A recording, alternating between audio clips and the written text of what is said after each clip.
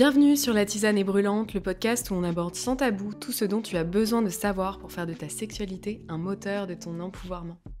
Nous sommes Anna, coach en sexualité et amour de soi, et Marianne, sexothérapeute et coach orgasmique. Ensemble, on partage nos expériences personnelles et nos meilleures pratiques, et on se promet que la tisane est brûlante. Bonne écoute. Hello tout le monde, dans ce nouvel épisode, je suis trop contente qu'on fasse cet épisode, parce qu'on en a parlé un petit peu avant d'enregistrer, et franchement, il y a énormément de choses à dire. C'est un sujet, je pense, qui nous tient à cœur toutes les deux, en l'occurrence. J'avais très hâte. Ouais, et il y a énormément de contenu, donc tenez-vous prêts, parce que ça va être très dense, mais pour la bonne cause. Grave, tu nous annonces le sujet ? Complètement. Donc c'est la pénétration, donc on va principalement parler de ça, mais surtout pourquoi elle n'est pas obligatoire et pourquoi on peut s'en passer. Et on adore quand on nous dit que quelque chose n'est pas obligé. Exactement. On adore casser les règles. Oh là là, moi j'adore, plus le champ est vaste et plus je me sens libre, mieux je me porte. Et une des raisons pour lesquelles je suis tellement heureuse qu'on parle du fait que la pénétration c'est pas obligatoire, c'est parce que ça nous amène à déconstruire la vision qui est très hétéronormée et très performative des rapports sexuels et qui sert souvent vraiment aucun des deux partenaires. Complètement. Donc je suis contente qu'on ait l'occasion de participer à libérer les gens du script pour ouvrir un dialogue vers mais en fait quelles pratiques te font kiffer. Et je précise un peu parce qu'on en a pas mal parlé avant. Quand on parle de script, effectivement, c'est presque ce script de la sexualité, à savoir un homme, une femme, on démarre par vite fait des préliminaires, et je mets entre guillemets parce qu'on va en parler justement tout à l'heure, parce qu'on n'aime pas trop ce mot, donc on aimerait beaucoup le déconstruire, mais donc voilà, pour faire simple, des préliminaires assez rapides, une pénétration, le pénis jouit, éjacule, et hop, c'est terminé, et il n'y a plus rien ensuite. Donc c'est quand on parle de script, c'est un peu ça qu'on veut dire. Ouais, et vous le retrouvez systématiquement dans les pornos, dans une version plus ou moins élaborée, où souvent le pénis va pénétrer d'abord la bouche, puis le vagin, puis peut-être éventuellement qu'il y aura de l'anal pour revenir à la bouche, parce qu'on fait le tour du propriétaire dans les pornos. Et c'est cette reproduction systématique du même flux dans un rapport, c'est ça qu'on appelle le script, en fait. C'est qui nous a été transmis, qu'il n'est pas remis en question, qu'on le rejoue souvent inconsciemment à chaque rapport en se disant que c'est comme ça qu'on fait, et qu'en fait, on va pas obliger. Pas obligé, et même pourquoi pas faire autrement d'ailleurs. Fuck it, si on va par là. Et du coup, pour démarrer, on peut peut-être parler un peu de l'injonction autour de la pénétration, déjà de pourquoi on a l'impression aujourd'hui que c'est obligatoire, pourquoi c'est rentré à un point tellement important dans les mœurs, que je veux dire, c'est ce qu'on voit absolument partout. Tu parlais un peu du porno, mais c'est aussi le cas dans toutes les comédies romantiques, ou d'ailleurs tous les films, où on ne voit quasiment jamais un rapport hétéro sans pénétration.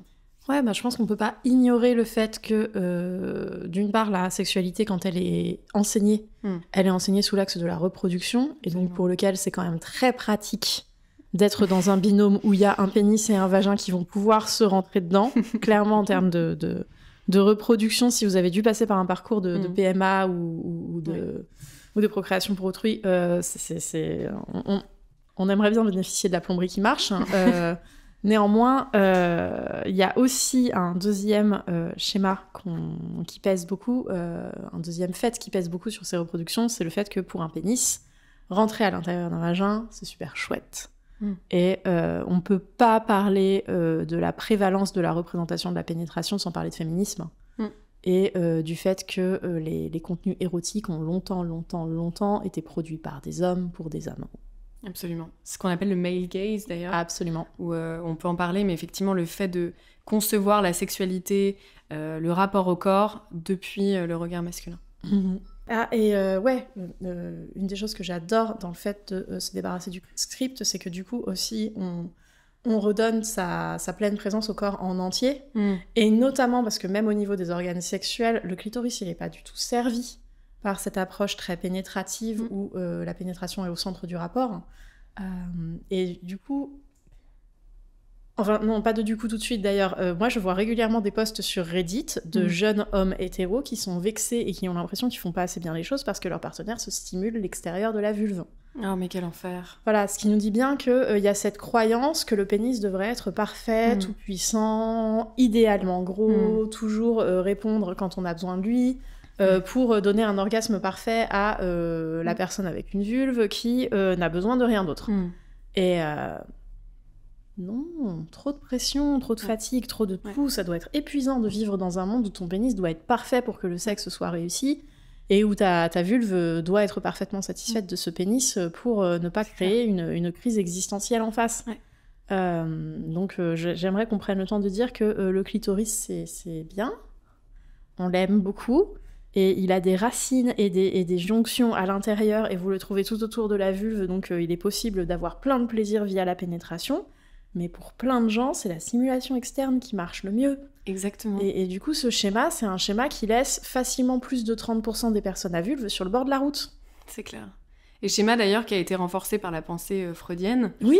Où Freud, on le remercie, merci beaucoup, a décrété que le plaisir donc par clitoris externe était un plaisir immature. Juvénile, réservé aux enfants, et que pour une femme, ou à l'époque on disait femme parce qu'effectivement il n'y avait pas cette question de genre qui était aussi poussée que maintenant, mais en tout cas pour que les personnes à vulve puissent grandir et devenir des femmes adultes, elles devaient passer par ce plaisir interne, donc par pénétration. Évidemment par un pénis, parce qu'on ne parlait pas d'autre chose à l'époque. Mais ça, malgré tout, vu la notoriété de Freud, c'est vraiment rentré dans les mœurs comme une vérité absolue, en fait. Oui. Où on a délaissé, finalement, le clitoris externe. Et d'ailleurs, je ne sais pas si c'est à ce moment-là que ça a été défini, le côté tu es soit vaginale, soit clitoridienne. Tu te rappelles de ce truc? Mais je ne sais pas si ça a été mis au moment de Freud. Je suis pas 100% sûre de la corrélation, donc on va pas pouvoir l'appuyer là, mais je crois que... Enfin, je suis sûre que ça a été... que ça a été renforcé, mis dans les mœurs, et que la littérature autour s'est renforcée à ce moment-là. Complètement. Donc ça, voilà. C'est sûr. Pour préciser la chose, c'est faux. On n'est pas soit clitoridienne, soit vaginale. C'est pas une sorte d'identité qu'on porte comme ça. Le corps est bien plus complexe, et tu t'en parlais justement de tous les réseaux nerveux, entre autres. Ouais, et de tissus érectiles qu'il y a autour de la vulve et qui donnent du plaisir. Il y en a plein, il y en a partout. Comment est-ce qu'on ne parle pas plus de l'éponge vagino-anale qui se situe entre les deux, ou de l'éponge urétrale qui se situe là où on croyait qu'il y avait un point G magique. Excusez-moi. Et pour revenir sur les joies de jeter le script, un des autres bénéfices de se relâcher vis-à-vis du rapport à la pénétration puissante, c'est que du coup la vision du rapport, elle s'étend, elle gagne vachement en amplitude, elle s'arrête pas forcément au moment de l'éjaculation, et certainement pas au moment de la disparition de l'érection. Et c'est possible de continuer à avoir une expérience satisfaisante sans ou à la disparition de l'érection. Et du coup, le poids de la virilité, il est vachement moindre quand on s'autorise à prendre du plaisir avec tout son corps et à interagir avec son partenaire depuis tout son corps. Ouais, et puis il y a beaucoup moins aussi de frustration, et comme tu l'as dit, ça étend le temps aussi du rapport, quoi. Parce qu'effectivement, ça se termine pas à l'éjaculation, ça se termine pas quand le mec bande plus, tu vois, et en fait, ça s'étend beaucoup plus loin que ça. Donc finalement, en fait, pourquoi un rapport pourrait pas durer des heures, en fait? Oui, moi j'avais lu un truc qui m'avait beaucoup impressionnée à une époque, c'était le sexe, c'est pas un truc qui commence 20 minutes avant la pénétration, c'est un truc qui s'arrête à la fin du rapport précédent. Ouais, c'est très vrai. Mais dis donc. On aime bien ça. Et ces gens sont intelligents. C'est clair. On parlait aussi dans toute cette injonction, idée reçue à la pénétration, que le fait de mettre la pénétration au centre du rapport, ça mettait aussi une grosse pression sur la taille des pénis. Parce qu'effectivement, il y a cette aussi grosse injonction si t'as un petit pénis, tu seras forcément un mauvais coup. Si t'as un gros pénis, tu seras un dieu vivant sur cette terre qui donnera des orgasmes en masse à toutes les femmes que tu croiseras. Ce qui est complètement faux. Puisque, comme tu l'as très bien dit, il y a énormément de femmes qui ne jouissent pas via pénétration. Donc, en fait, on s'en fout de la taille du pénis. Et du coup, ne pas mettre la pénétration au centre du rapport, ça enlève aussi beaucoup de pression sur sa propre anatomie. Ouais, on a un peu de temps, et moi, je suis tentée de parler un petit peu des ravages de la vision hétérocentrée. Enfin, moi, j'ai une anecdote, je suis prête à la mettre sur la table. Est-ce que toi aussi, tu te sens appelée à nous en mettre une après ou pas? Absolument, absolument. On y va. Moi, je me rappelle... Je vais le refaire juste au cas où. Moi, je me rappelle de cette déception énorme à un moment où j'ai eu un partenaire qui affirmait haut, fort, fier et puissant qu'il s'était énormément formé sur le sexe oral, le cunnilingus, les préliminaires. Il utilisait le terme de préliminaire, ça aurait dû me mettre la puce à l'oreille. Parce que, à cause d'un souci de santé sans corrélation, c'était une personne qui devait prendre un cachet s'il voulait avoir une érection et avoir un rapport pénétratif. Ok. Et du coup, pour être sûr de toujours satisfaire ses partenaires, cette personne avait fait l'effort de se former à tout ce qui va autour. Et je me suis dit, je suis triste pour lui que son corps ne réponde pas sur demande, ça doit être un peu dur à gérer, mais par contre, vous me dites que je suis tombée sur un champion du cunnilingus, je suis d'accord. Let's go. Rapport. Effectivement, prestation de qualité. Très heureuse. Voilà. Après le rapport pénétratif, éjaculation, tout le soin habituel, mais bien habillé, on se faisait des papouilles dans le lit, et à un moment, les papouilles étaient bien, et j'ai glissé « Tu vas finir par me redonner envie. Et là, la personne m'a montré sa verge flasque et m'a dit « Bah non, tu vois bien, je peux pas. » J'étais « Ah mais... » C'est tellement dommage d'avoir fait la moitié de la réflexion et de savoir déjà et de t'être formé au fait que ça peut être super satisfaisant de faire des trucs avec sa bouche et que néanmoins tu ne veuilles pas mobiliser, savoir s'il n'y a aucun moyen qu'il y ait une pénétration derrière. Ouais. Et j'étais vraiment triste déjà pour cette personne qui porte le poids de sa virilité et qui en plus sa virilité veut pas collaborer, donc ça doit être très dur. Mais hyper déçue pour moi. C'est clair. Parce que je croyais vraiment que j'étais tombée sur un camarade de jeu qui jouerait au même jeu que moi et qu'en fait, pour lui encore, tout ce qui ne se tournait pas autour du pénis, c'était un pis-aller en fait. C'était ce que tu fais quand tu ne peux pas. Et s'il n'y a aucune chance que tu fasses, du coup, c'est pas la peine de s'embêter avec ces choses. J'étais déçue, mais alors dans les grandes largeurs. J'imagine. Moi, pour l'anecdote, alors j'en tiens une bonne. J'ai mis du temps à la trouver, mais j'en tiens une bonne. À l'époque, j'avais jamais encore eu de rapport pénétratif avec un pénis. Et donc, j'étais là avec mon copain de l'époque. Et donc, on commence à se chauffer. Et très, très vite, il commence à me pénétrer avec ses doigts. Donc, moi, je l'appelle à dire que non, c'est un peu trop tôt et voilà, qu'il faut qu'il me touche à l'extérieur. Et il le fait un peu vite fait, mais il recommence, tu vois. Et très vite, il veut passer à la pénétration avec son pénis. Et je lui dis, non, mais moi, pas tout de suite, quoi. D'abord, faut qu'on fasse autre chose. Et avec la candeur de mon jeune âge, où je galérais un peu à communiquer, j'essaie de lui dire quand même. Et là, il me sort, non, mais c'est ce que les filles préfèrent. Et j'ai dit non, mais peut-être les filles, mais pas moi. Et il dit, mais tu ne sais pas, tu n'as jamais, en gros, couché, je mets des guillemets ici pour ceux qui ne nous regardent pas, mais couché avec un mec.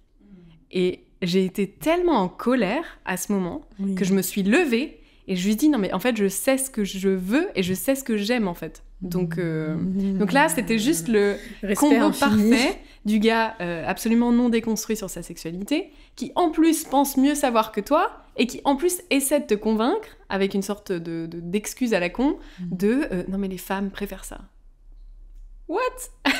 Non. Alors, après m'être outragé qu'on considère les femmes comme un groupe homogène au nom duquel on peut parler, je vais laisser une seconde à nos auditeurs pour se prosterner devant toi depuis le confort de leur intérieur. Ok. Waouh, respect infini. Incroyable. Incroyable cette personne. Et après, ça te calme un peu, tu vois. Tu te dis, on va attendre un peu, tu vois, pour revoir un mec après. Mais je pense que je tiens notre transition délicate vers la suite parce que je parlais de ce partenaire dont j'espérais mieux. Et en fait, dans les milieux de la sexualité sacrée, qui est des milieux, qui sont des milieux qu'on valorise beaucoup et qui ont un vrai apport à faire au niveau du rapport et du plaisir, on trouve encore cette injonction à la pénétration et cette hétéronormativité hyper centrale. Moi, je me rappelle que ça a été une de mes grandes déceptions quand j'ai commencé à lire Diana Richardson et notamment son opus Tantric Sex for Men, qui a eu une influence mondiale, qui a influencé le mouvement à tel point qu'en France, si vous lisez l'opus Le Slow Sex, Diana Richardson n'a pas été traduite en français. Si vous lisez en français Le Slow Sex, il y a écrit en gros sur la couverture « Inspiré des enseignements de Diana Richardson ». On en est là. Donc, il y a un mouvement qui est issu d'elle, qui est un mouvement passionnant, et pourtant cette personne, elle vous décrit avec émotion la danse énergétique du lingam, le pénis, dans le yoni, le vagin, et de comment est-ce que c'est vraiment la panacée du sexe, et que c'est comme ça qu'on peut faire un vrai déarmoring, et aller toucher les zones qui sont énergétiquement fragiles et qui ont besoin de guérison à l'intérieur d'un vagin pour l'amener vers l'élévation. Et moi, lire en toutes lettres chez une enseignante à l'origine du mouvement du slow sex que pour que mon vagin atteigne la guérison et que je puisse être un être humain élevé, il fallait qu'un pénis rentre dedans, c'était pas idéal en fait. Ouais, c'est clair. C'est complètement désempouvoirant en fait, parce que moi je vois 2 choses à ça. La première, c'est que du coup ça exclut complètement les rapports non hétéros, déjà.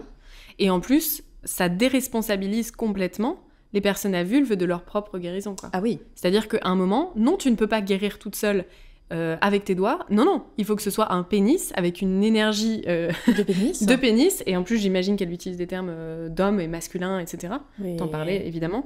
Donc, il faut que ce soit un pénis homme qui, en plus, participe à ta guérison. Sans ça, tu ne peux pas guérir, quoi. Oui, c'est vrai que... Ramassis de bullshit. J'étais pas spécifiquement en colère contre ça, mais maintenant que tu le dis, ça a probablement beaucoup joué. Ça me prive beaucoup de mon pouvoir. Et c'est vraiment aller à l'encontre de tout ce que tu peux faire, par exemple, avec une baguette en quartz, en verre, il y a des pratiques de déarmoring solo qui sont ouf. Ou même avec tes doigts, d'ailleurs. Oui, enfin, je veux dire, moi j'ai des toutes petites mains, j'irai pas jusque-là, mais oui, les autres, oui. Et ça me viendrait pas à l'esprit, parce que pour moi, c'est pas vrai, mais effectivement, c'est tout à fait possible. Complètement. Et en plus de ça...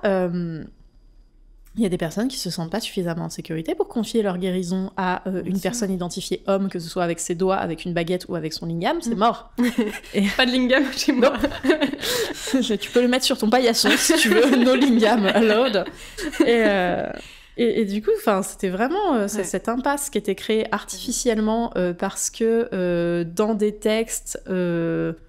originaux du tantra, des sutras qui sont même pas accessibles aujourd'hui et qui ont 1500 ans, quelqu'un a théorisé que la vraie guérison, elle est entre un homme et une femme. Ouais. Ça me met un petit peu mal. Et j'ai pas non plus adoré les écrits et la pensée de David Deida, qui est pourtant vraiment terrible sur plein de sujets et qui a apporté beaucoup.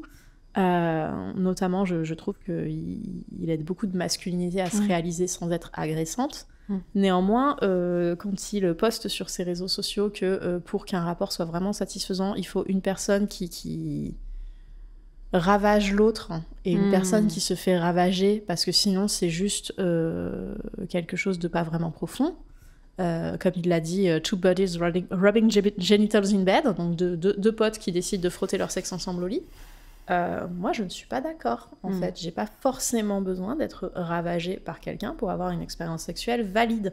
Ça peut être très sympa des fois, mais surtout moi, ce qui me déplaît, c'est que lorsqu'on met ce statut de déjà ravager, je sais pas si c'est le terme qu'il emploie, mais je trouve ça assez terrible.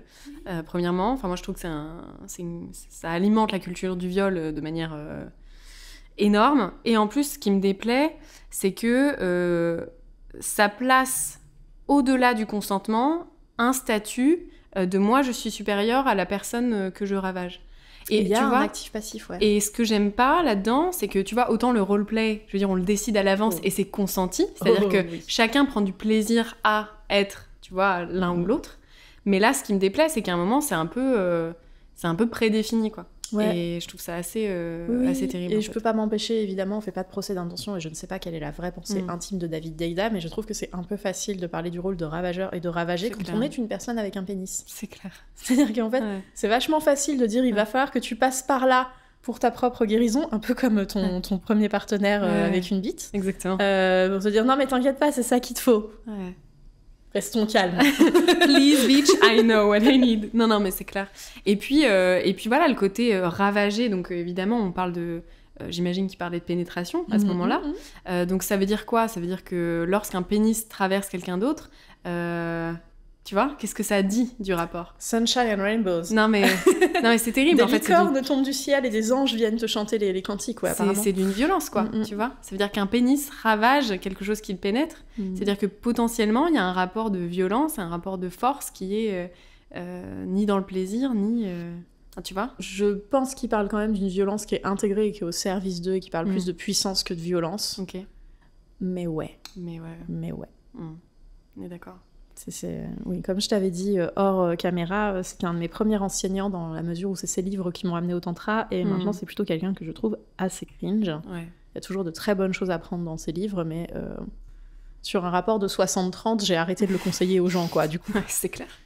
Ouais, et puis ça exclut aussi complètement les rapports déjà non pénétratifs et en plus entre deux personnes qui n'ont pas de pénis, quoi. Ouais. Et cette toute puissance de la polarité masculin-féminin dans une approche de yin-yang, de complémentarité et de guérison, c'est aussi complètement ignoré. Alors je vais pas vous faire l'offense de redire qu'on a tous notre part de masculin et de féminin, mais c'est complètement ignorer le fait que les rôles sont fluides et qu'ils évoluent pendant le rapport. C'est clair. Et que du coup, les deux mêmes personnes dans les mêmes 10 minutes peuvent changer radicalement de rôle, alors que le pénétrant est toujours le même c'est possible, ou pas. On peut changer de pénétrant et changer radicalement de rôle dans le même mouvement. Il y a vraiment tellement d'options disponibles avec les deux mêmes personnes dans les mêmes 10 minutes qu'on s'appauvrit, je trouve, l'imaginaire érotique en restant coincé là-dessus. Ouais, c'est clair. Et d'ailleurs, tu m'as fait penser à un sujet, mais effectivement, ce rôle un peu prédéfini de le pénétrant et le dominant et le pénétré et le soumis, ou en tout cas la personne qui prend, qui subit, entre guillemets, ça, je trouve que ça alimente énormément de choses, et que ce soit le sexisme, à savoir, moi je suis pénétrant, donc je suis au-dessus de toi, et l'homophobie aussi, puisqu'on rappelle des phrases juteuses, évidemment c'est ironique, de c'est toi qui fais la femme ou c'est toi qui fais l'homme. Oui. Tu vois, ce genre de choses. Oh là là. Et je trouve que du coup, cette injonction à la pénétration égale un rôle que tu prends, ça alimente beaucoup de choses qui sont très nocives dans notre monde, quoi. Ouais. Dans une certaine mesure, je comprends la vague des féministes anti-sexe qui refusaient le rapport hétéro parce que pour elles, c'était une reproduction de la domination et de la violence masculine tellement brutale et tellement impossible à éviter qu'elles ont décidé de opt-out. Et c'est pas la voie que j'ai choisie, mais franchement, je peux voir. Ouais, complètement. Mais je suis comme toi, moi je pense que je suis plus à essayer de changer le modèle et de détruire les injonctions et de reconstruire derrière des choses qui sont plus saines pour moi et qui, je pense, participent à une santé sexuelle dans le monde, mais plutôt que d'annuler entièrement le rapport. Moi, je préfère me réapproprier des choses qui existent plutôt que de les supprimer de mon quotidien. Mais c'est très personnel. Tu parles de réappropriation et ça me fait raccrocher avec du coup le travail du slow sex, tout affilié à Diana Richardson qu'il soit. Parce que le slow sex, il va vous inviter, au lieu de rejouer le même script pour la 120e fois, où vous allez vous embrasser, vous déshabiller, vous faire du sexe, on va dire, périphérique. Tiens, j'aime bien périphérique, c'est rigolo. Chouette, ouais. Pendant une vingtaine de minutes avant de vous rentrer dedans, sexe central, voilà, nouvelle taxonomie. Et qu'une fois qu'une personne aura éjaculé dans l'autre, ce sera la fin et vous ferez peut-être un câlin de 5 minutes, mais comme vous êtes couvert de sueur, c'est relou. Au lieu de faire ça, vous avez l'option de vous demander ce qui est vraiment bon pour vous, vers quoi votre corps est vraiment appelé. Et je pense que c'est ça le grand cadeau de la lenteur et le grand allié de cette approche-là. Et on en avait déjà peut-être parlé, je crois, dans un épisode, mais effectivement, il y a des pratiques de slow sex qui consistent à toucher l'autre, non pas pour le plaisir de l'autre, mais pour son propre plaisir aussi. Et quand je dis toucher, ça peut être toucher le bras, toucher les cheveux, encore une fois, c'est périphérique, on n'est pas obligé d'aller directement aux appareils génitaux de chacun. Mais voilà, ça peut être vraiment prendre le temps de reconnecter au plaisir et à son plaisir aussi. Et ça, je trouve que c'est super important.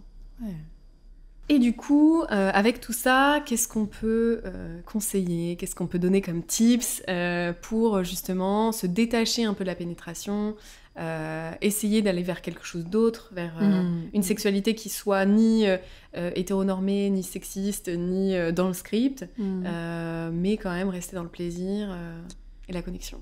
Eh ben, tiens, j'ai envie de faire une brève lettre d'amour avant de parler de toutes les pratiques non pénétratives à la pénétration orale. C'est-à-dire que la fellation, c'est quand même super cool. C'est vraiment une pratique qui est super intime. Faut pas oublier que la bouche, c'est la première zone érogène. Puis en plus, c'est tout à fait possible de donner une fellation en étant dans une posture de contrôle de l'intensité, du rythme, de la profondeur et de toutes ces choses. De plaisir de soi aussi. De plaisir de soi, du coup, parce qu'on peut explorer sa propre bouche, ses lèvres, et que vraiment les lèvres, c'est une zone très sensible, très agréable. Et d'être dans une espèce de générosité pour l'autre, mais aussi pour soi, du coup, parce que c'est agréable. C'est une grosse blague dans nos conversations entre copines, c'est le hashtag passion-fellation, qui ressort souvent. Donc tout ça pour dire que c'est pas une blague en fait, c'est sympa à faire. Si vous avez déjà pris du plaisir à vous taper un cornet de glace, je vous jure que même sans le goût fraise, ça peut être sympa.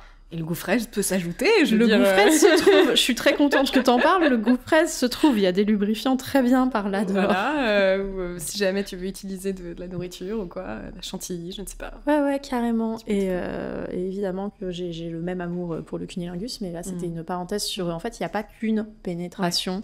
Ouais. Et si pour votre partenaire avec un pénis, ou si pour... pourquoi est-ce qu'on ne s'adresse pas que à des femmes ici Si vous, porteur de pénis, ou si vous qui jouez avec des gens qui ont des pénis, vous êtes face à quelqu'un pour qui la pénétration c'est important, y a ça comme levier pour commencer à s'éloigner doucement de ses habitudes et dire attends, t'inquiète, on va pas te laisser sur la table de nuit, mais viens, on mixe un peu les choses.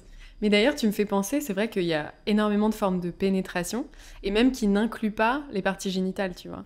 Notamment avec la bouche, je veux dire que ce soit l'échange de langue, que ce soit des doigts dans la bouche, que ce soit même une pénétration entre les mains. Donc là, je fais le signe, mais je croise mes doigts. Mais en fait, on peut pénétrer les mains de l'autre, en fait, en quelque sorte. Et il y a des choses très érotiques et très sexuelles qui, justement, donnent cette impression de se fondre l'un dans l'autre, parce qu'il y a aussi ce confort-là, je trouve, dans la pénétration, quelle qu'elle soit. Et en fait, on peut avoir ça avec le reste du corps. C'est pas obligé de rentrer forcément un pénis dans un vagin. Ah, on a vu des trucs très mignons qui se sont passés dans des creux de genoux, dans des creux du cou, entre les seins. C'est vrai qu'il y a plein de façons d'aborder un corps qui ne sont pas forcément tiens, un orifice, et si j'allais visiter. Exactement. Qui est une approche quand même très... En fait, elle est pas très créative. Ouais. Bah ouais, parce qu'elle est dans les scripts qu'on voit tout le temps. Tout à fait. Ouais. Et sinon, il y a tout ce qui est... Enfin, je vais te laisser prendre plus de place que moi sur les jeux sensoriels, parce que moi, je sais que je vais m'emparer du BDSM, mais vous savez qu'il y a plein de gens qui font de la sexualité sans se rentrer dedans depuis des siècles. C'est clair. Avec de l'impact, avec des jeux de chaud de froid, de la cire de bougie, avec de la discipline. Moi, je connais des personnes pour qui demander la permission de manger avant un repas, c'est déjà intensément érotique, et je suis trop contente pour ces personnes. Et on gagnerait à s'inspirer de la créativité des gens qui ont décidé que la relation pouvait être sexuelle. Complètement. Mais d'ailleurs, on parle de sexualité souvent parce qu'on imagine l'acte entre deux personnes, effectivement, et d'ailleurs souvent on dit t'as eu du sexe que quand t'as eu une pénétration, pas avant. Mais pour moi, la sexualité, elle se passe tous les jours en fait. C'est le texto qu'on va s'envoyer de « je suis en train de penser à toi ». Ou j'ai envie de te faire ça ce soir, ou la petite main sur la fesse quand on passe dans le couloir avant de retourner bosser. En fait, c'est tout ça la sexualité, et c'est pas que l'échange de corps, c'est pas que le physique, c'est aussi se désirer à l'autre bout de la pièce en fait. En soirée, tu vois l'élu de ton cœur ou ton amante, l'élu de ta culotte. Exactement, et tu la vois et tu fais genre ce soir, it's for me. Yeah. Donc ouais, effectivement, la sexualité c'est partout. Et tu veux démarrer du coup par le BDSM? Je suis prête à démarrer par le BDSM. J'ai déjà abordé l'aspect relationnel. La relation peut être érotique, la discipline peut être érotique, l'impact, donc les jeux un peu masochistes de douleur, ça peut être extrêmement érotique, mais aussi la frustration. C'est-à-dire qu'il y a des couples dans lesquels il y a une personne qui a la permission de refuser ou d'autoriser l'orgasme de l'autre, et des couples qui poussent même encore plus loin en utilisant des dispositifs de type ceinture ou cage de chasteté pour priver la personne soumise de l'accès à son propre sexe. Et ça ne veut pas dire que ces personnes n'ont plus de sexualité. Ça veut dire qu'ils en ont une autre, où la pénétration est moins là. Ça veut pas non plus dire qu'il y a un abus d'une personne sur l'autre et qu'il y a une seule personne qui prend du plaisir. Très, très loin de là. C'est-à-dire que vous trouverez énormément de forums de personnes qui ont envie de se faire mettre en cage, pas énormément de forums qui cherchent quelqu'un à encager. C'est pour vous dire l'offre et la demande où elle se situe. Et surtout quand tu as dit qu'effectivement il n'y avait pas de rôle défini, c'est que c'est ça, c'est-à-dire qu'on définit les rôles avant, de qui est effectivement encagé, qui gère un peu la situation, qui contrôle la situation. Et ça, c'est consenti. Donc, c'est pas la même chose que lorsqu'on fait un acte pénétratif dans le script, où là, en fait, le rapport de force, il est pas consenti, il est induit. Oui. Et là, c'est là où toute la différence est là. Ouais, tu mets en valeur quelque chose aussi qui est important, c'est que quand le sexe n'est pas disponible en permanence, décider de se rentrer dedans, pour le dire vite, ça devient un choix délibéré. Ça veut dire aujourd'hui, on va défaire le cadenas et on va passer un moment pénétratif ensemble et t'auras un orgasme ou pas d'ailleurs, parce que finalement ça non plus c'est pas offert. C'est clair. Et c'est très très intéressant. On peut le vivre à des niveaux plus faciles à mettre en place avec moins d'intendance. J'ai eu un partenaire qui trouvait ça très sexy de me demander la permission avant de jouer. Soyons honnêtes, je suis pas très sévère, il avait la permission 9 fois sur 10. Mais c'est fun. Ouais. C'est super fun. Ouais. Et puis rien que mettre du temps à répondre, genre attends, je réfléchis. Ouais. Allez, ok. C'est drôle, ce petit temps suspendu où on se demande, il est drôle. Ouais, c'est clair. Et il y a un fun dans le BDSM. Il y a vraiment une culture du fun et de la sexualité, j'aime ça. Comment est-ce que je pourrais la rendre encore plus cool, qui me met une joie incroyable. Mais merci d'en parler parce qu'effectivement, je pense qu'on en refera tout un épisode, on en a parlé un petit peu avant. Mais c'est vrai qu'on a une image parfois très extrême, très hardcore du BDSM, souvent liée à la culture du porno. Et en fait, le BDSM, ça peut être des choses très simples, comme simplement du jeu, en fait. Jouer, s'autoriser à jouer, explorer un terrain ensemble. Et c'est pas obligé d'être forcément un truc effrayant ou très hardcore, comme ce qu'on peut voir dans la culture du porno, quoi. Ouais, et moi j'ai envie de donner un exemple tout mimi, qui est compréhensible pour tout le monde. Je connais des personnes pour qui c'est difficile de recevoir, parce qu'elles ont l'impression qu'il faudrait vraiment être dans le réciproque en permanence et redonner très vite. Donc ces personnes à qui, si vous commencez à prodiguer des caresses, très vite, elles vont vous les rendre. Elles peuvent pas juste accueillir. C'est souvent ces personnes qu'on va retrouver adorer le bondage, parce que si elles sont attachées, forcément, elles ne peuvent rien faire. Donc elles sont obligées de profiter. Donc enfin, on peut se relaxer et accueillir. Ouais.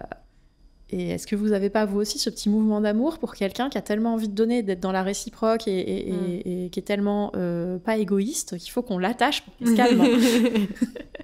Complètement. Oui. Complètement. Bah, merci pour ça, parce qu'effectivement, je trouve que ça donne une image plus douce et assez accessible du BDSM, donc c'est très cool. Donc voilà, c'est des pratiques que vous pouvez explorer, en tout cas, qui sont en dehors de la pénétration, ou en tout cas qui mettent la pénétration comme un bonus, finalement. C'est ça. Ou comme une pratique comme une autre, et c'est pas ça. Au centre du rapport. Donc, ça, c'est très cool. On décide de prendre ou pas, ouais. Ouais, exactement. Ouais.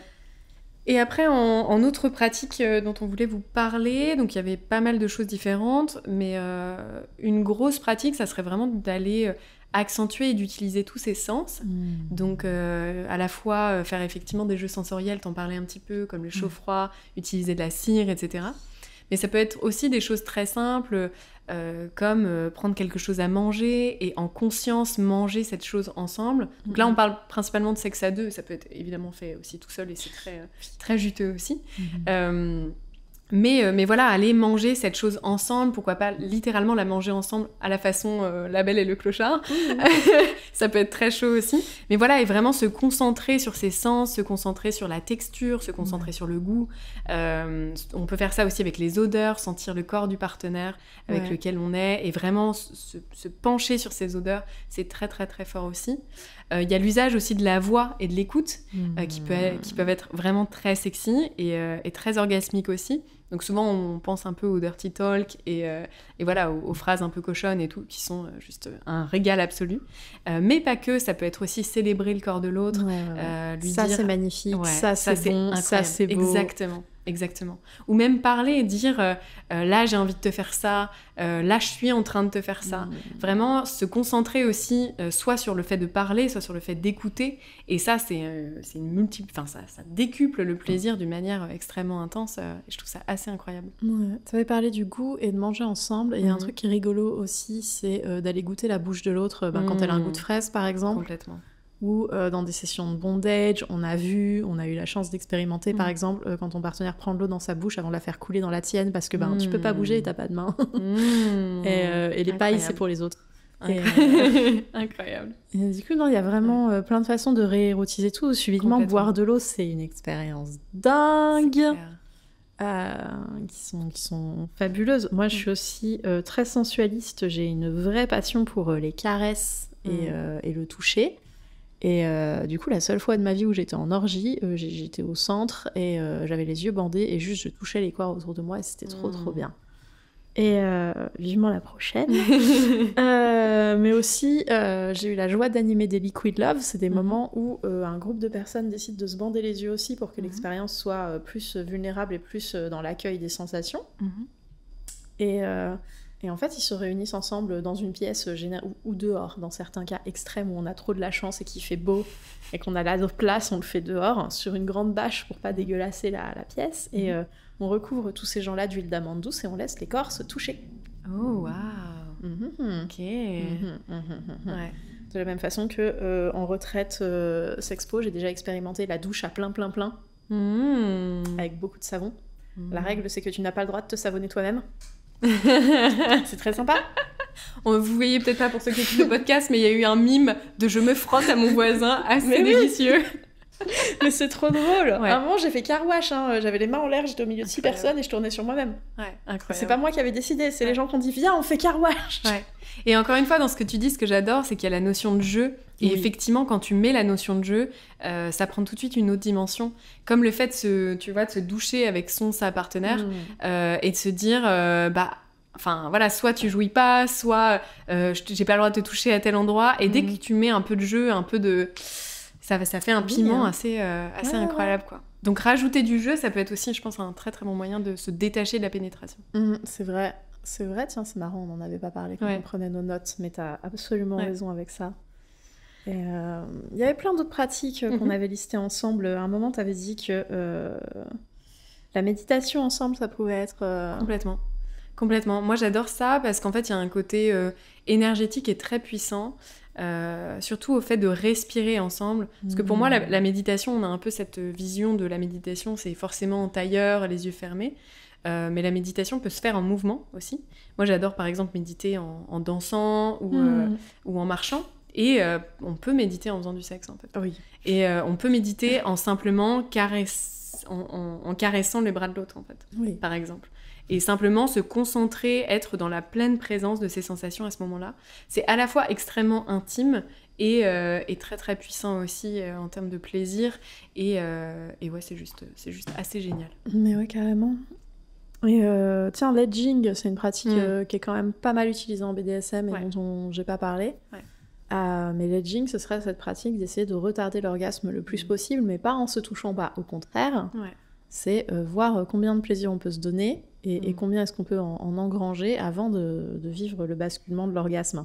Alors ça peut être de la torture, effectivement, enfin torture, faut le dire vite, mais ça peut être dans un scénario de torture où vous mettez le vibro sur le setting le plus haut sur votre partenaire et vous laissez la personne se déshydrater sur place, voilà, jusqu'à ce qu'elle utilise son safe word, ou ça peut être une pratique beaucoup plus douce, où on se dit où est-ce qu'on en est et on ralentit ensemble, et on remonte et on ralentit ensemble.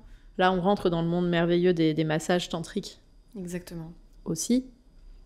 Massage du pénis, massage de la vulve, qui sont pas des pratiques qui sont à la recherche de l'orgasme, qui sont des pratiques plutôt à la recherche de la guérison, en fait. Et pour ceux qui sont pas dans une approche de guérison, de la maîtrise de sa propre énergie sexuelle. Ça demande beaucoup de boulot. C'est pas du tout quelque chose qu'on fait pour le plaisir en 5 minutes devant un porno. Ça demande beaucoup de temps et ça permet aussi de rentrer très fortement en connexion avec l'autre, parce que c'est d'une intimité incroyable. Parce que pour vous expliquer un petit peu la position, mais en fait, la personne qui va donner le massage, donc que ce soit un pénis ou une vulve, est vraiment la tête dedans, quoi. Ah oui. Et donc c'est très très intime parce que finalement, on n'a pas tant l'habitude que ça d'être presque collé aux parties génitales de sa partenaire. Donc c'est très très intime et c'est des pratiques qui peuvent libérer aussi beaucoup d'émotions. Moi, la première fois que je l'ai fait, j'ai juste pleuré de libération, à la fois de je suis trop contente que ça se passe et en même temps il y a des choses qui avaient besoin de sortir. Donc c'est une pratique qui est vraiment très très intime, mais qui apporte encore une autre dimension à la sexualité et une connexion que je trouve extrêmement passionnante avec sa partenaire, quoi. Bon, maintenant qu'on a alléché tout le monde, comment est-ce que tu pourrais accompagner quelqu'un qui a envie de dépasser le script de la pénétration obligatoire pour aller vers des pratiques autres? Voilà, Ouais. on va raccourcir cette phrase. C'est ça. Je pense que la première chose, vous en doutez, parce que vous devez l'entendre énormément, mais c'est de communiquer. Je pense que c'est la première chose. Si c'est l'un de vous qui avait envie de changer de pratique sexuelle, c'est d'aller en parler à l'autre, en disant voilà mes désirs, voilà ce que j'ai envie de faire. Et d'avoir le courage, on parlait aussi pas mal de courage, de communiquer ses désirs. Et ça, c'est un gros chemin aussi qui n'est pas du tout évident. Surtout avec les injonctions autour du désir, notamment chez les femmes, où il y a ce truc de quand tu désires, tu es une salope. On en fera aussi un autre épisode. Oui. Oui. Où en fait, il y a une sorte d'injonction de tu n'as pas le droit de désirer et tu dois un peu te laisser faire. Donc ça demande énormément de courage d'aller communiquer ses désirs. Mais si vous l'avez et si c'est important pour vous, je vous invite vraiment à le faire parce qu'il n'y a que comme ça qu'on peut démarrer un changement en tout cas. Moi, j'aimerais parler du nid de poule dans lequel je suis tombée quand j'ai voulu changer de sexualité avec mon partenaire parce que c'était devenu important pour moi. Et c'est qu'on avait tous les deux ces expressions genrées assez archétypales. C'était l'homme fort qui tenait les paquets et ouvrait les portes. Ouais. J'étais la femme créative et dans le flow et un peu fragile des fois, qui avait besoin de soutien, qui l'apportait tel mon roc. Et en plus, la pénétration, ça marche bien pour moi. Et du coup, dire à cette personne, j'aimerais qu'on sorte de cette sexualité hétéronormée, c'était un peu une crise identitaire pour moi comme pour lui, de dire, est-ce que on s'aime encore comme on est ? Est-ce qu'on est en train de se demander de changer ? Quelles sont les parts de nous qu'on va perdre dans ce voyage ? Et ça a fait très peur. On avait quand même une sexualité super satisfaisante et il y avait plein de rapports qui n'étaient pas pénétratifs ou en tout cas où il n'y avait pas de pénis dans un vagin. Et c'était quelqu'un de chouette qui a exploré avec moi quand même. Mais j'ai senti que même si ça avait enrichi notre répertoire considérablement, ça n'avait pas remis en question notre script pour nous. Okay. Donc on s'est un peu arrêté avant le cadeau. Ok. Et bon, c'est un chemin, on progresse. Cette relation-là s'est arrêtée, donc on n'ira pas plus loin, mais je suis quand même contente d'avoir fait le début du chemin avec lui. C'est clair, c'est clair. Et comment aujourd'hui tu ferais différemment ? Si demain tu avais je vais plutôt dire parce qu'effectivement dans les rapports oui, dans les rapports entre femmes, forcément j'ai pas le même problème. Encore que, parce que c'est très rigolo, j'ai des amantes qui sortent le god ceinture et finissent systématiquement avec ça, mais je pense que c'est plus une affaire de dépense énergétique. Ouais, complètement. Bouquet final, en fait. Ouais, on a une approche bouquet final, c'est quand même assez fatigant de pénétrer quelqu'un, et du coup, entre nanas, en tout cas, mes copines et moi, quand on décide de le faire, c'est un peu qu'on est déterminé à tout donner là pour finir. C'est clair.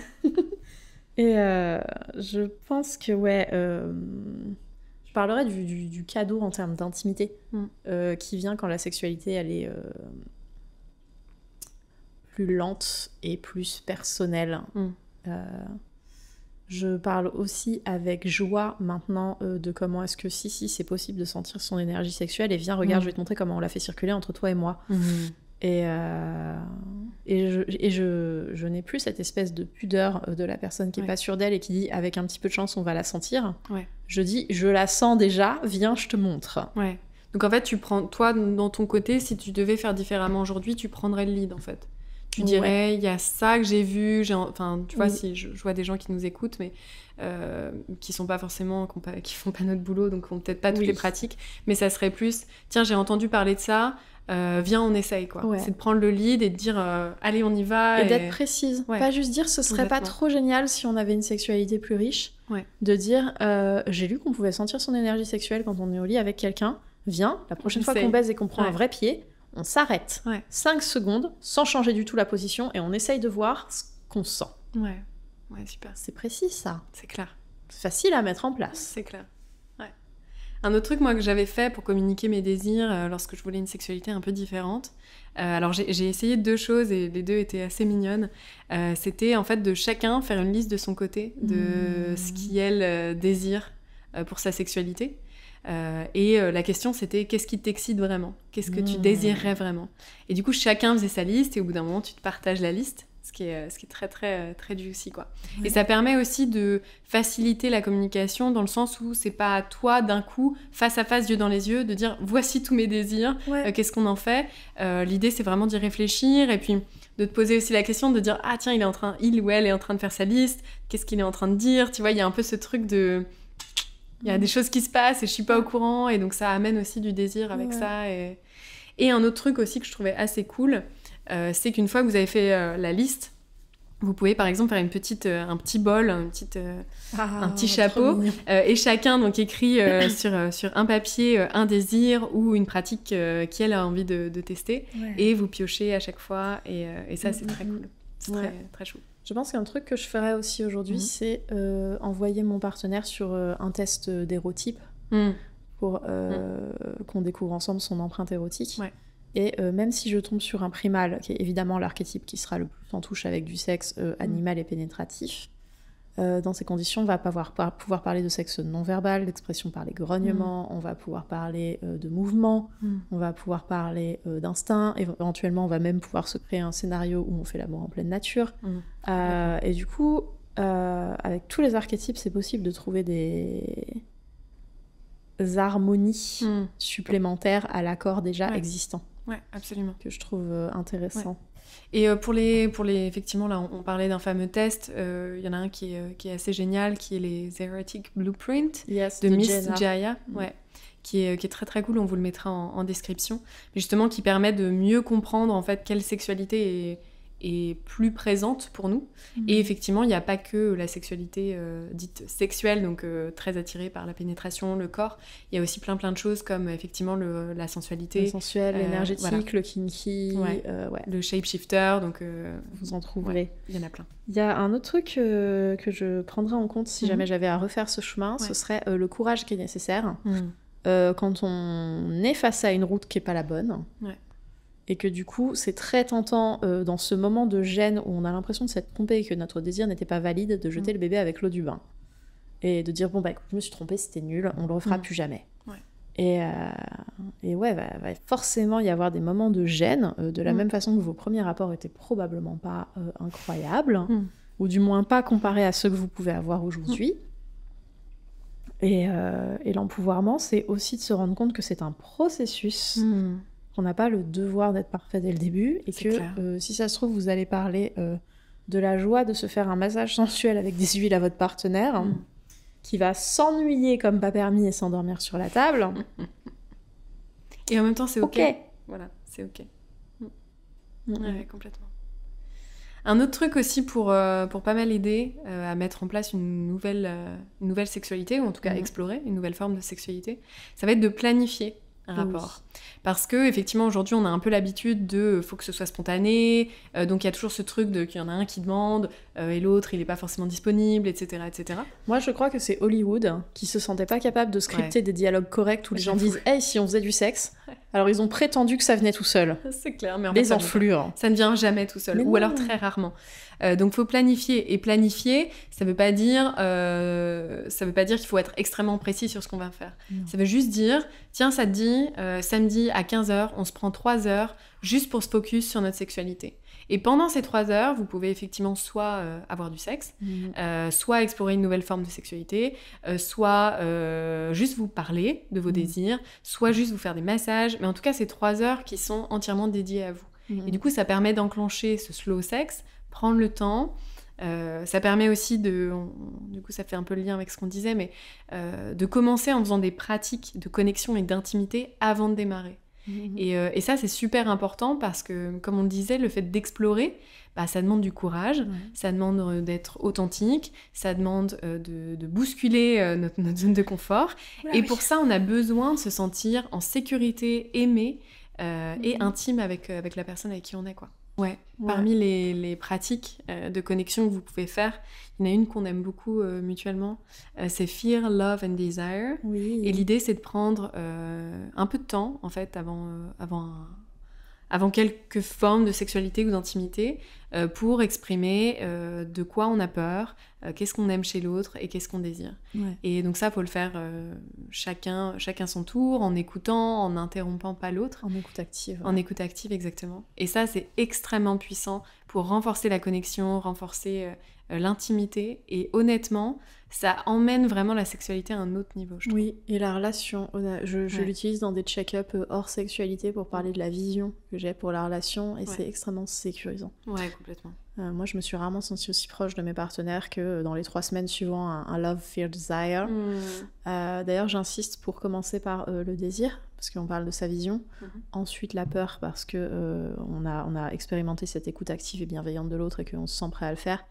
Clore par qu'est-ce que t'aimes chez l'autre, parce que c'est le petit baume qui guérit tout après avoir parlé de ses peurs. C'est vrai. Donc je trouve que le sens est bien pensé dans l'exercice original qui nous a été transmis par Leïla. On va quand même créditer maman. Ouais, c'est vrai, exactement.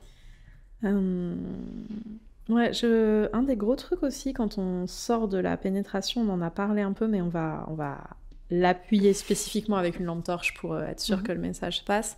Parce que quand on part de la reproduction d'un enchaînement admis et partagé, du coup, on n'a pas vraiment le choix de la modification, on n'a que le choix de la performance. Est-ce que tu vas bien ou pas bien performer cet enchaînement obligatoire ? Si vous en sortez, vous rentrez dans le terrain de l'intimité, qui fait beaucoup plus peur. Ouais, complètement. Parce que il va falloir vraiment dire ce qui est bon pour vous, ce que vous voulez, dire aussi quand ça marche pas, quand vous avez envie d'un changement. Il va falloir être soi et assumer être soi. C'est flippant, ça. Maman. Mais ça vaut le coup. Ça vaut le coup. Ça vaut complètement le coup, et honnêtement, ça vous permet déjà d'avoir un plaisir qui est complètement différent, et surtout de rentrer en connexion extrêmement profonde avec votre partenaire, quoi. Et ça vaut vraiment le coup. Et aussi en connexion et en validation avec soi-même, parce que en fait, arrêter de vivre le script et dire mais là en fait j'ai grave envie qu'on me touche, je vais dire l'épaule parce que j'ai envie d'être créative. Complètement. Ouais, complètement. Un autre truc aussi que vous pouvez mettre en place pour justement amener ça à votre partenaire, donc ça c'est pas mal utilisé dans le cadre du BDSM, c'est l'aftercare, le fait de prendre soin des uns des autres après avoir expérimenté une nouvelle forme de sexualité, parce que comme on disait, ça peut être très vulnérable. Ça peut être raté. Ouais, et ça peut être raté, exactement. Et donc prendre soin de l'autre, c'est extrêmement important, que ce soit au travers de câlins, au travers de la parole, au travers de juste respirer ensemble. Le fait d'atterrir ensemble, je trouve que ça extrêmement, extrêmement puissant. Ouais, et ben justement, j'étais en retraite BDSM il y a pas longtemps, et Razaben, en fait, des recherches sur Razaben, qui est une personne merveilleuse, animé un atelier sur l'aftercare, et une des conversations qui a eu lieu entre les participants, c'est que certaines d'entre nous, au moment de demander de l'aftercare, se sentent un petit peu comme des petites choses fragiles en train de chouiner, que c'est dur, quand on est en position de vulnérabilité, de demander ce dont on a besoin. Et du coup, on est plusieurs à insister pour dire, avant quoi que ce soit, quelles sont nos pratiques feel good pour ensuite, de façon à pas être en train de réclamer quelque chose en urgence dont on a besoin, tel des petits bébés, ce qui est comme ça qu'on se sent, même si c'est pas du tout ça qui se passe effectivement, et d'exprimer son besoin au préalable. Et c'est vrai que d'être capable de dire, je vais inventer un truc, moi, après une expérience sexuelle vulnérable, j'ai besoin de 2 minutes de silence parce que je peux pas parler tout de suite, mais ensuite j'ai grave besoin qu'on en débriefe, et de préférence qu'on se touche en même temps pour me sentir connectée à toi. C'est clair. Ouais, complètement. D'autant plus que quand on passe dans de la sexualité, et ça je pense que c'était le génie de la transmission de Razaben, et bientôt on fait un live sur le sujet, c'était que quand vous êtes en sexualité, vous êtes parfois dans des états de conscience modifiés, on est à la limite de la transe érotique, et du coup la verbalisation après c'est pas gagné. C'est clair. Donc ça pourrait être dur de verbaliser ses désirs, et c'est pour ça qu'un aftercare qui a été préparé à l'avance, vous pouvez l'enclencher plus facilement. Ouais. Et j'ai envie qu'on donne peut-être quelques exemples d'aftercare pour les personnes qui, du coup, n'en ont jamais reçu, qui n'ont peut-être pas forcément d'idée de comment on peut prendre soin de soi. Donc je pense que ça peut être vraiment intéressant de donner des exemples. Alors dans le script, par défaut, c'est le câlin après. Voilà, vous le connaissez sous le nom de câlin après. Exactement. Et effectivement, ça peut être juste se faire un câlin après, se toucher, passer du temps ensemble, rester ensemble l'un avec l'autre, de préférence en connexion émotionnelle, mentale, de son attention et physique, parce que pourquoi ne pas se toucher ? C'est vachement bien. Cela dit, différentes personnes, différents besoins. Certaines personnes ont besoin de temps seul, juste après, pour se retrouver et atterrir. Certaines personnes ont besoin de manger, certaines personnes ont besoin qu'on les roule dans un plaid, certaines personnes préfèrent qu'on leur joue un morceau de musique spécifique. Tout est ok. Certaines personnes veulent regarder le dernier épisode de House of the Dragon avec un japonais, auquel cas c'est très spécifique, mais pourquoi pas, et ça se limite à un rapport par semaine pendant 10 semaines par an, mais c'est possible. Ouais. Moi, un truc qui, je sais, pour moi est énorme, et quand quelqu'un fait ça pour moi, genre, je tombe amoureuse quasi direct, c'est quand la personne m'essuie. Donc, tu sais, il y a eu effectivement la transpiration, il y a eu différents fluides qui se sont passés, et quand la personne vient avec une serviette et prend le temps de m'essuyer, on a ça du worship, là, c'est très sexy. Moi, j'adore. J'adore. Et je trouve ça incroyable parce que du coup... toutes les inquiétudes que tu peux avoir pendant le sexe et parfois de se dire mais est-ce qu'il m'aime vraiment, tu vois, il y a pas mal de questionnements parfois. Est-ce que je me suis fait utiliser ? Exactement. Et bah là en fait c'est extrêmement puissant. Ouais. Oui, parce qu'il y a quand même beaucoup cette crainte et cette narration qui dit que certaines personnes en utilisent d'autres, et je vais même pas genrer, à des fins de gratification sexuelle. Et du coup, quand on s'est donné et qu'on a reçu et qu'on a partagé un truc vulnérable, c'est hyper agréable de se rendre compte qu'on n'était pas juste le jouet de quelqu'un. Exactement. D'où le fait de prendre soin de l'autre et c'est d'atterrir. 100% ok d'avoir juste des camarades de jeu, mais on les traite comme des humains, et après le jeu, on est soigneux et on prend soin d'eux. Exactement. Il y a une éthique du play sans attache. Exactement. Aussi. Ouais, tout à fait. Et pour moi, c'est la même éthique qu'en couple, en fait. Oui, carrément. Quels sont tes besoins et comment puis-je les honorer correctement ? Ton bien-être, mais m'importe. C'est clair. Voici des câlins et du miam. Exactement. Parce qu'on n'est pas là que pour le plaisir non plus, quoi. Bah, si on était là que pour le plaisir, on se répète un petit peu, mais encore une fois, Womanizer fait des choses fantastiques. Et en fait, le plaisir, c'est quelque chose que vous pouvez atteindre seul, sans tous les efforts, la charge mentale, la vulnérabilité émotionnelle et le heartache que fournissent des fois les rapports avec des gens. Je persiste à croire, peut-être qu'un jour je me rendrai compte que j'ai tort, mais je persiste à croire qu'on touche des gens pour le désir de connexion et pas pour le désir de plaisir physique. Complètement. D'ailleurs, si ça vous intéresse, vous pouvez aller écouter notre épisode précédent ou celui d'avant, je sais plus. Mais pour les raisons pour lesquelles on fait du sexe. Exactement, exactement. Où justement on parle énormément de connexion et d'intimité et de pourquoi on a envie d'aller toucher quelqu'un d'autre que soi. J'ai craqué. Voilà. Super, je pense qu'on a fait le tour. Je crois qu'on a fait le tour. Super. Et écoute, merci beaucoup pour cet épisode, c'était génial. Et on sera ravis de vous retrouver la semaine prochaine pour d'autres sujets brûlants. Oui, à bientôt. Merci d'avoir passé ce moment avec nous. Si l'épisode vous a plu, n'hésitez pas à nous encourager en partageant le podcast autour de vous ou en mettant 5 étoiles sur votre plateforme d'écoute préférée. Si vous souhaitez poursuivre votre voyage avec nous, vous pouvez retrouver tous les épisodes et également des contenus bonus exclusifs à l'adresse suivante, allmylinks.com/lteb, que vous trouverez en description. Si vous souhaitez travailler avec l'une d'entre nous, vous pouvez nous rejoindre sur nos réseaux sociaux respectifs ou suivre les liens en description. À très bientôt pour le prochain épisode. Toute cette honte et cette peur qu'il y a autour du plaisir. Moi, je propose qu'on normalise la cellulite comme les fossettes de tes fesses et qu'on en finisse. Mais oui, mais complètement. Et on va muscler ce truc de « mais en fait, j'ai le droit de recevoir. Et c'est agréable de recevoir. Et mon corps aime bien quand je reçois. » Et donc, plus ça va et plus ça va être facile aussi. J'adore. Merci pour ça. Je t'en prie.